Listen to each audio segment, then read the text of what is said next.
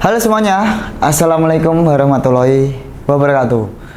Oke, di materi kali ini kita akan membahas terkait dengan konten ads contents. Mungkin teman-teman ada yang tahu video yang ada di sini? Bentar, gue balik. Kalau kalian terjebak di hutan dan kelaparan, usahakan jangan panik. Karena panik bisa buat keadaan jadi berantakan. Sebagai pembawa acara My Dream Adventure selama 8 tahun, gue sudah sangat berpengalaman tentang hal ini. Jadi kalian dengerin gue. Yang perlu kalian lakukan adalah buatlah jebakan yang kuat untuk menangkap hewan yang bisa dimakan. Saat hewan bodoh itu datang, dia akan masuk ke perangkap kita. Dan ini yang paling krusial, tekanan dapat menguras tenaga sehingga membuat badan jadi mudah kekurangan cairan. Oleh karena itu, jangan berikan tubuh beban berlebihan. Kasih waktu tubuh untuk beristirahat. Dengan minum Cleo Ecolite, air minum dengan teknologi nanofilter, rasanya segar dan ringan di tubuh. Kemasan botolnya paling ringan di dunia, menggunakan lebih sedikit plastik sebagai langkah kecil yang berdampak besar untuk kesehatan dan bumi. Cleo, murni airnya, segar rasanya. Lanjut. Nah, saat badan sudah kembali rileks, jangan lupa taruh umpannya seperti ini. Ketika mereka turun, pasti langsung terperangkap. Sekarang waktunya kita tangkap hewannya. Nah, itu adalah strategi marketing dari konten ads contents. Nah, kita akan ulik materi dari video promosi ini. Oke. Konten ads content. Apa itu konten ads content? Nah, konten ads content. Konten sendiri ya konten, video, ads iklan. Nah, konten ya kembali konten lagi. Nah, mungkin strategi ini sudah banyak sekali yang dijalankan oleh para influencer dan juga para content creator untuk mempromosikan suatu produk ataupun jasanya. Nah, strategi ini memang viral ya di tahun 2026 ataupun di 2025 akhir ini, karena memang apa? Banyak orang yang menonton platform ataupun sosial media Instagram, TikTok maupun YouTube itu hanya ada di hiburan saja. Tapi kalau teman-teman bayangin aja sih, teman-teman melihat video iklan, bosan enggak? Pastinya bosan, cuma promosi. Produk ini harganya segini dengan keunggulan seperti ini. Nah, itu akan membuat bosan para penonton untuk iklan-iklan seperti itu. Makanya banyak sekali ya sekarang para produk yang memiliki produk ataupun brand-brand besar itu banyak mempromosikan iklannya itu menggunakan animasi dibanding dengan talent. Nah, nggak cuma pakai animasi, brand-brand besar sendiri itu biasanya menggunakan yang namanya influencer untuk mempromosikan produknya. Nah, salah satunya strateginya adalah konten ads content. Gimana sih cara mengemasnya konten ads content itu sendiri?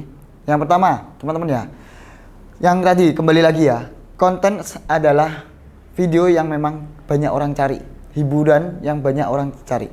Tapi gimana caranya konten itu bisa kita selipkan yang namanya iklan di dalam videonya? Nah, itu adalah kata kunci dari konten ads content.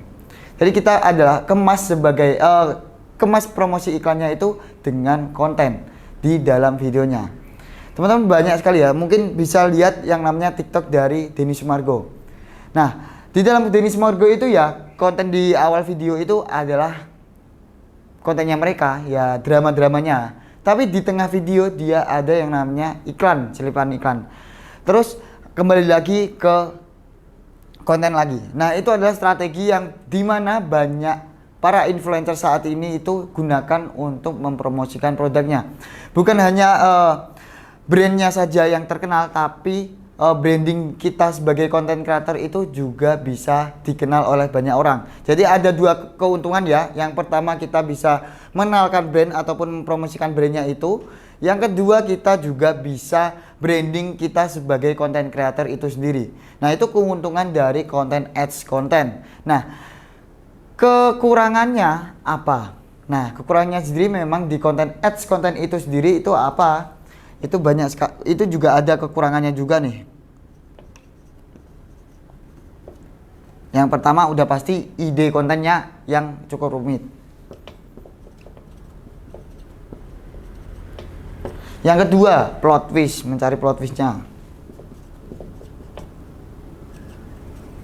Dan yang ketiga adalah audiensnya. Kenapa itu penting ketiga kali? Kekurangan ini memang sangat banyak menguras tenaga dari konten creator ataupun influencer itu sendiri ya. Yang pertama tadi adalah ide konten ya. Udah pasti kita harus linear, meskipun tidak linear teman-teman juga bisa cari yang namanya plot twist. Ini memang agak menyusahkan ya, namanya brainstormingnya kita ya, tergantung dari brainstormingnya kita. Oke, kita bisa menggunakan yang namanya ATM ya, amati, tiru, dan juga modifikasi dari konten lainnya. Nah itu bisa juga ya untuk membuat konten dari kita sendiri itu. Lalu audiens. Nah banyak audiens yang memang bingung juga. Ini kenapa aku harusnya menonton konten, kenapa harus ada iklan. Nah itu adalah kekurangan dari konten ads. Konten itu kembali lagi ke situ ya, audiensnya mungkin boring kok ada iklan di tengah konten. Nah mungkin itu gimana caranya kita sebagai influencer ataupun content creator itu untuk membuat ataupun mengemas konten itu semenarik mungkin, iklan itu juga semenarik mungkin ya, bisa dalam satu video seperti itu teman-teman.